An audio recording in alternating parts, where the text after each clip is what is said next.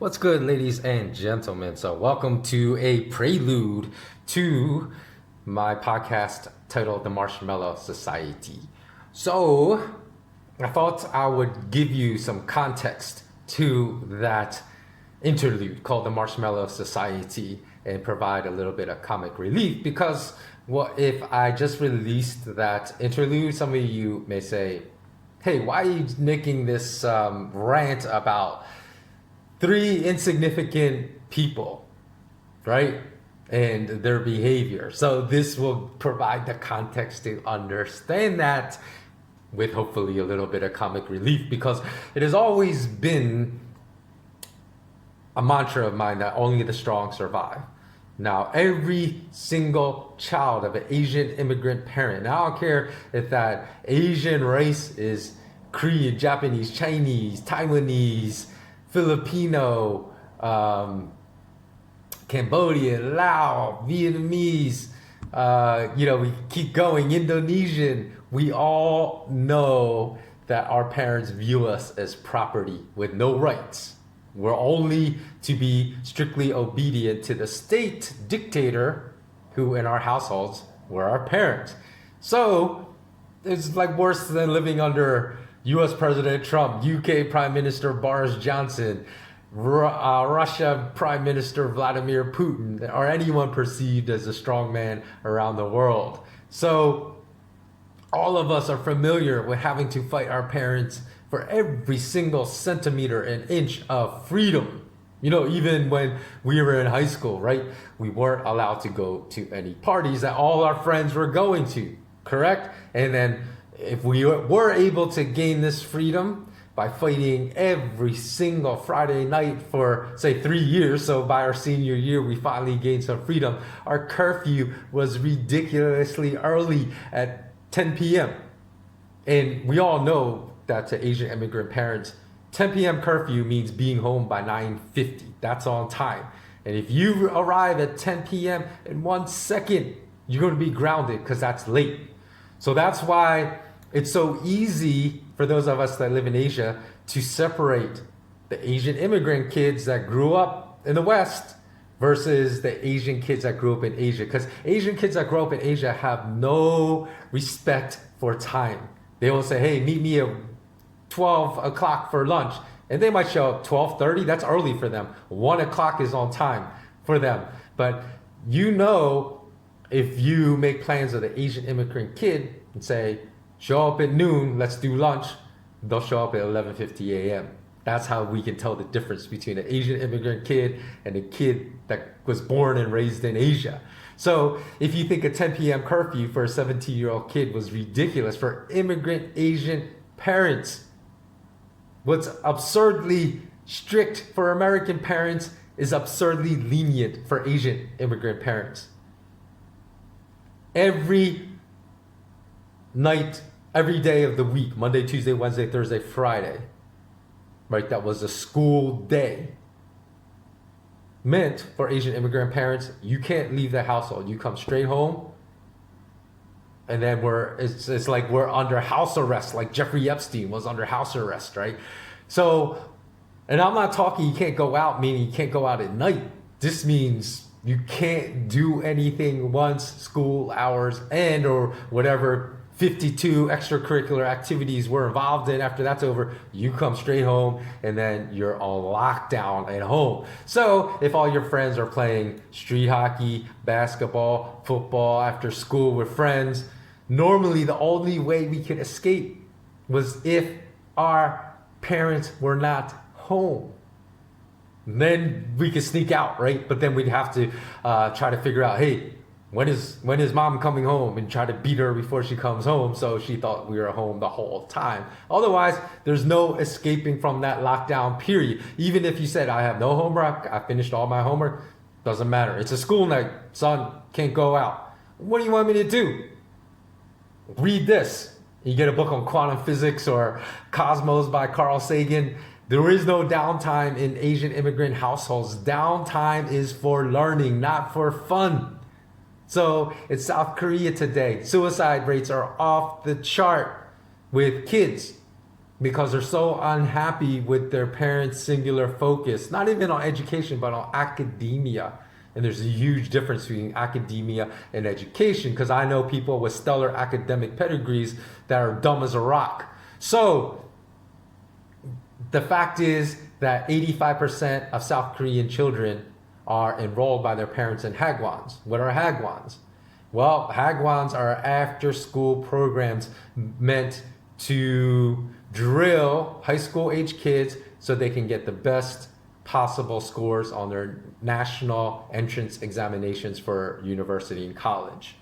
So we all know, as the children of immigrant parents growing up in America, that our parents invented the hagwon. Our hagwons were just at home. We didn't have to leave home to go to a separate school after school. Our after school was at home. So all you hagwons in Korea making tens of millions of dollars a year from misguided parents that are wasting money on your hagwons, you need to pay royalties to our parents. Every single parent of an immigrant child, Asian immigrant child in America, deserves royalties from your concept of the hagwon, because our parents invented the hagwon.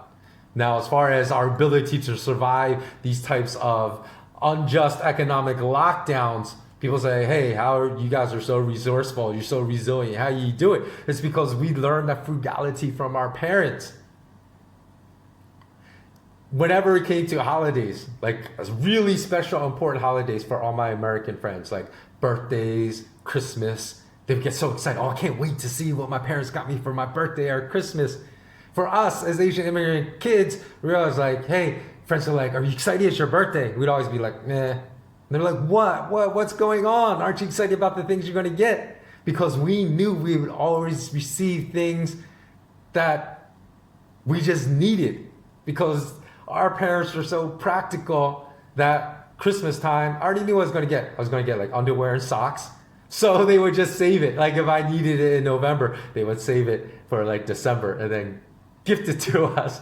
Or sometimes on Christmas we would even get food. So we unwrapped our gifts, it's food, walk to the kitchen, put it in the pantry. So that's why we weren't excited. But that was also extremely important lesson, because it helps us survive under like really unusual circumstances. Although I hope these unusual circumstances don't become the norm, because that's what this parasitic ruling class is trying to do. They're trying to normalize this type of martial law that we're living under for the entire world. And so for people that complain also about state surveillance, oh, it's so bad in China, it's so bad. Like if you were an ABC, an American born Chinese, lived under the rules of your Chinese immigrant parents, returned to China, you're like, what is everyone talking about? That the CCP is horrible for the state of surveillance. They are saying, because we all know it as Asian immigrant kids, that our parents, that they have the CCP has nothing on Asian immigrant parents as far as surveillance. The NSA, the CIA, they have nothing. Google has nothing on Asian immigrant parents on the level of surveillance we received as kids. Back in the day, right, we didn't have cell phones, right? We just had regular landlines. And every immigrant child watching this, I know they're going to know what I'm talking about when we're like speaking on the phone, right? You know, especially if it was a member of the opposite sex, right? So you're like, hey, Lisa, what's going on? What you up to? You click. We all know what that sound was, because that was our moms picking up the line in her room, listening in on our conversations. It was happening real time. Not even like the NSA and CIA that's just downloading all our conversations today to some server warehouse in Utah for later retrieval. Our parents listened real time, every single conversation. Federal offense, no problem to Asian immigrant parents. That meant nothing to them. Every single personal correspondence that we received in the mail was opened by our parents. And not like secretly open, like they're trying to hide it from us, like steam the seal of the envelope, read it, slip the card or letter back in, and then reseal it and give it to us like it was never open. No, Asian immigrant parents don't give a F. They would just tear that shit open and then hand it to you. They'd be the ones that hand it to us. Here you go. And they would read whatever our friends sent to us. I don't know what they expected to find, like secret drug use we were hiding from them. Hey, dear John, happy 16th birthday. Hope you have a great day. And P.S., That big fat blunt we smoked last night was awesome. No, they're not. They never found anything. Oh, that's but Asian immigrant parents are exactly like the CIA and NSA. They find nothing, but they still keep surveilling you anyway. So, and if the door to your room was closed, oh my God, that's like, what are you doing? You're like a terrorist. Your parents think, Asian immigrant parents think you're always doing something illegal if your door is closed. They would just like break down your door. You know, they come with that battering ram and immediately open it. And it's like, leave this door open. And so today I feel bad though for Asian immigrant kids because we had it easy because they could only use the surveillance technology that was available, which was all simple to evade. You know, we're all Asian immigrant kids are SEER experts, right? That's the survive, evade, resist, escape training that like Navy SEALs go through. We're all SEER experts because our whole lives, that's what we're doing. We are surviving, evading, resisting, and escaping the surveillance of our parents. And so all surveillance that we received was super basic, right? Easily evaded. We learned how to evade it so simply. But today, Asian immigrant parents have keystroke loggers to steal the passwords to all their kids' social media accounts. So their kids think all their communications with their friends are private. Why do you think your Asian immigrant parent is asking you, hey, what does an eggplant emoji mean? What does this emoji mean? Because they're reading your texts. And they don't understand. And I bet there are even some parents that are setting up silent guardians outside their homes. You know what a silent guardian is? That's that Raytheon technology that could set up a perimeter that is impenetrable because it sends out weaponized microwaves where it burns the top layer of your skin if you penetrate that perimeter. So an immigrant child, he like even the one that has the most lenient Asian immigrant parent in the world that allows them to go out to a weekend house party and come back at midnight because that's like a super lenient Asian immigrant parent. This child is going to think, hey, I can come back at 1 or 1:30 a.m. My parents will never know because I know they go to sleep at 10 p.m. I'll just sneak in, I'll park the car outside, I won't use the automatic garage door opener, and I'll make up some excuse as far as why I have to park the car outside, and then I'll sneak up the stairs. I know every stair that creaks, so I know, hey, skip the 3rd stair, go to the left on the 5th stair, go to the right on the 6th stair, skip the 7th stair. They know that we're, like I said, we are skilled SEER trainees. And however, he comes back, parks in the driveway, approaches the front door. At 5 meters, the skin starts burning. It's like, what? Steps back, goes back in. 5 meters away, skin starts burning. Because you know what? His parents activated that silent guardian, not at midnight, at 11:50 p.m. Because remember, 10 minutes prior to curfew is on time.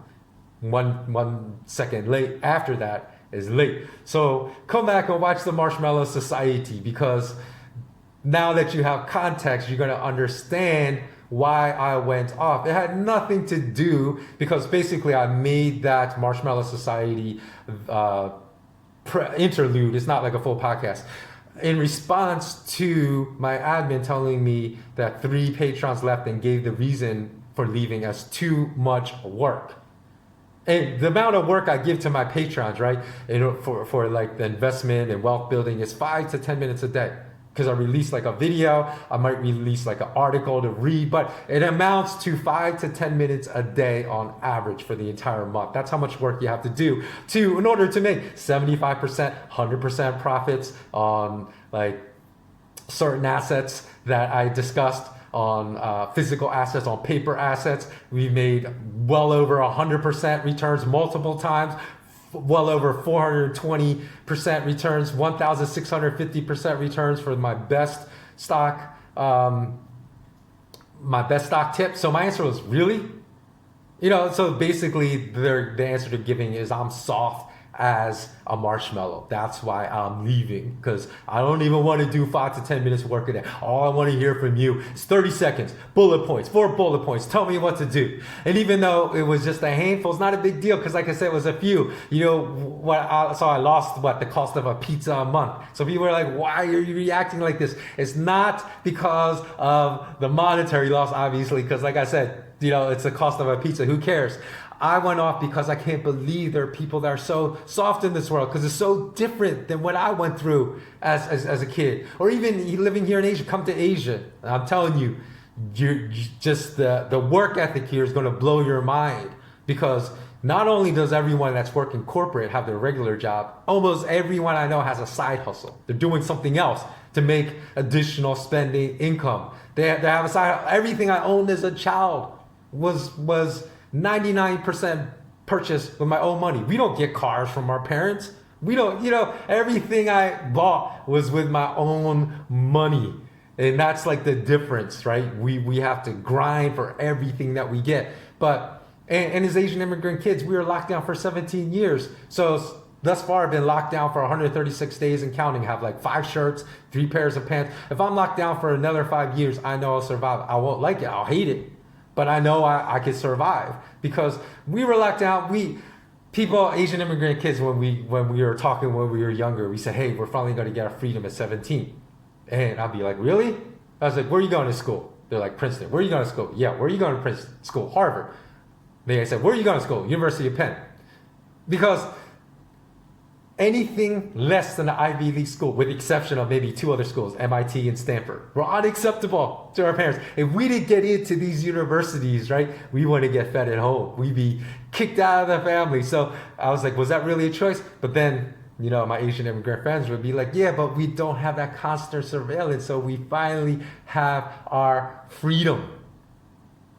And in that sense, yeah, but we had 17 years of experience, right, trying to fight for our freedom. So that's where it comes from. Our ability, it's like in our muscle memory, but even greater than our muscle memory, because I really believe this, right? Because every athlete knows what muscle memory is, right? Because I remember first time I tested as a martial artist for my black belt, I failed because I had to spar one of the senior students in my class and show the ability to hold my own. And then on top, so I had to spar someone that was higher than me, someone that was already awarded their black belt. But not only that, then I can't remember what type belt. He didn't send 2 black belts against me because I couldn't be expected to win a fight against 2 black belts, because these weren't just belts given out for money.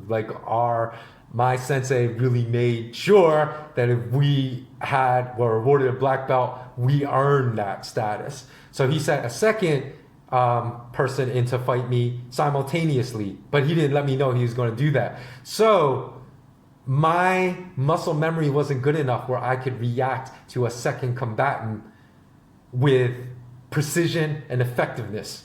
So I failed.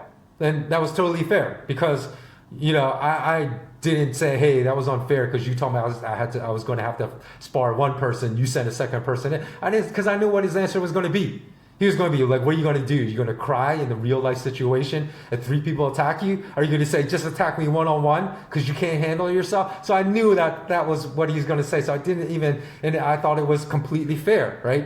So until my muscle memory I drilled enough in actual sparring for my muscle memory to be good enough to handle 2 people, that was when I was awarded my black belt. So, but I believe, right, the reason Asian immigrant kids are so resilient when it comes to dealing with obstacles and struggles in our lives is because many of our parents went through war. So we're not even one generation, we're the first generation born in America, but our parents, the muscle memory of all their struggles, right? Of all the times they possibly were hungry, didn't have enough food to eat, of our grandparents going through the same thing. Because once you get into 3rd generation, 4th generation, 5th generation removed, that's when people become soft. They don't have that imprinted, that horrible memory of suffering, of misery, of hunger imprinted into their DNA. So that's what drives us. And even growing up in Philly, that added to, right, the fact. Because as far as the frugality, I even forgot about this, right? The frugality is also imprinted upon us, that money, like all of us heard this from our parents, money does not grow on trees, right?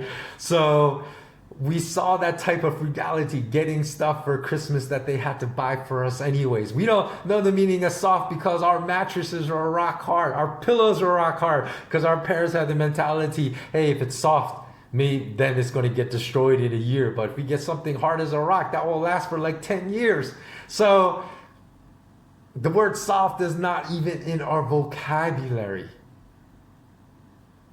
And growing up in Philly, as I said, is, well, you can't be soft and survive. Because I had 2 friends that have been shot, multiple others robbed at gunpoint, knife point, at least 2 I can recall from the top of my head that suffered home invasions while they were home. One of my friends woke up in the middle of the night, found an intruder in her home. So, and even my job, when I went to work in Philly, I carried a 3-inch blade every single day to work for self-defense. So Philly's not a city you can grow up with, like in North Philly, West Philly, the neighborhoods I was going into, and take life for granted. Life can be snatched from you at any point like that. So the fact that these people said 10 minutes of work was too much work a day, I don't want to deal with this, and they left. That was the reason I made that video. So now that you have the context, you can understand that video. And whereas if you just watch that without this context, you might be like, hey, John's being like a little bit petty about 3 people leaving. Why is he like going off? I don't care about that, because like, I don't even care about the fact that they may see it. They may think of coming back, because I would be like, well, who cares, right? Because the thing that really was disappointing to me is not like, I know that some people had a really easy life, so they don't, they just want, hey, tell me what to buy and that's it. I want 30-second clips of what to do every day.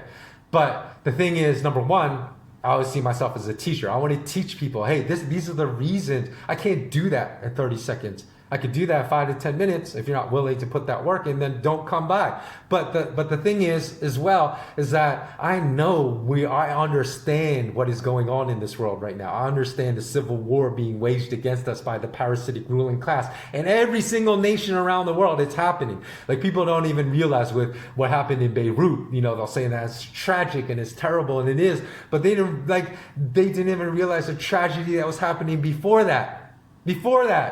People in Beirut and people in Lebanon were going to the central banks and destroying them because there had been a hyperinflated currency in Lebanon. People are already suffering because of what the parasitic ruling class in Lebanon did to them prior to this, just compounding their grief and misery. So if we're so soft, what chance do we stand against this? That's what was really disappointing, and that's what compelled me to make that Marshmallow Society video, because we have to take action. We can't just speak anymore. We have to take action to really turn this around, because if we don't, I'm telling you, the kind of future we're going to see, and I hate to be gloom and doom, but it's going to be a terrible future. It's going to be a terrible future if we don't stand up and resist right now. So let me know what you think below. Let me know if you agree, disagree. If you're an Asian immigrant kid, especially, I'd love to hear from your experiences, because I know you had the same experiences I had. And thanks so much for watching. As always, remain intensely curious. Until next time, so long.